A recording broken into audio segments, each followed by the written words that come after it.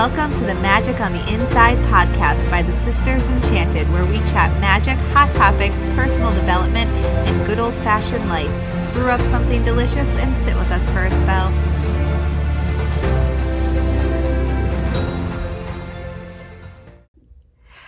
Hey everyone, it's Sara here, founder of the Sisters Enchanted, and this is another super short podcast episode for you, or if you're catching this over on YouTube, hello there as well. And in this one, I am talking to you about Jupiter and abundance. Okay, so we've been talking about astrology, and we're going to talk about it for the next few days, and that is because we are teaching a free astrology class on Sunday, April 18th, right here online, and the registration details are down below in the notes. You can always reach out to us on social media as well if you can't find the link to register. But one of the things we're going to talk about in that class is astrology and wealth. So we're talking about astrology for health, wealth, and relationships. And there are so many things that you can look at in your birth chart when it comes to wealth. But one of those is the planet Jupiter. Now, Jupiter, I love Jupiter. It is associated with the sign of Sagittarius. I have a Sagittarius stellium, lots of Sagittarius energy running through my veins, and I'm a Sag sun. But Jupiter rather, it is a planet of expansion, and it's going to expand upon the things it's touching, the things that it's in relationship with. Now, in my birth chart, Jupiter is in my 8th house with my moon in Aquarius.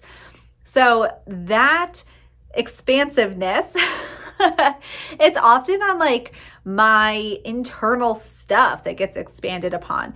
Places where, I might be self-sabotaging, holding myself back, things I might not be seeing. I can expand upon that and manifest that into my life pretty quickly if I'm not careful. So shadow work for me, I'm wearing my Shadow Worker Sisters Enchanted t-shirt today, but shadow work for me is huge in really understanding why I'm doing things, why I'm thinking things, how I'm feeling, and really kind of monitoring whether or not I'm in a state of feeling like I can create anything, or if I'm feeling really down and out and stuck, because my Jupiter is going to expand on those feelings, right?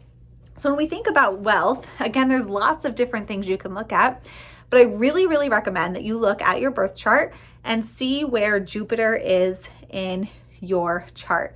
What sign is it in? What house is it in? And what is it touching on? This is also great to know when during the present transits. So when other planets might be in that area where my Jupiter is, right? When other planets might be in Aquarius. If there's like this year, in 2021, we've had tons of big events happen in Aquarius, and that's right on my moon and my Jupiter. So really being cognizant of that, understanding what's happening, the changes that I'm going through, and how those are related to my relationship with wealth. Now, we all know that financial abundance, it's one of those things that can feel fleeting, right? And we all have money stories. We have so much to consider or talk about and learn about when it comes to those money stories. And considering where that Jupiter is for you is a great place to start looking at your wealth story. And what are you expanding on? What are you contracting on? What is happening there for you? Now, Jupiter is at home in the sign of Sagittarius. So if you have Jupiter in Sagittarius, definitely check that out. But you also want to consider things there, like, is that expansiveness, like, what house is it in? Maybe if you're like if it's your 12th house, that might even be a challenge to expand upon wealth because it's hidden away. Or is it in your first house where everybody sees it and it's right there in the open? So lots of considerations when we think about where Jupiter is, what it means for expansiveness for you, what it's expanding on, and how that's playing out for you. So for me, like I said, it's in my 8th house with my moon in Aquarius. And that just really means that I got to focus on what is it that I'm expanding right now? Am I trying to expand these emotions related to wealth and abundance, or am I really stuck in a place of self-sabotage and lack and defeat and like everything is terrible? Because that is going to matter when it comes to creating what I want to create.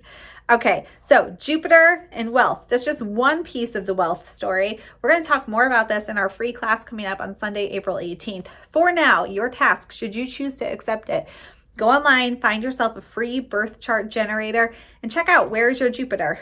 Look at it, see what's going on there. And just have that in mind and maybe start to learn a little bit about it.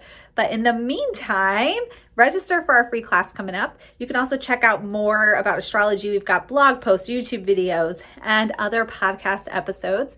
And yeah, always let us know on social media how it's going, how we can help.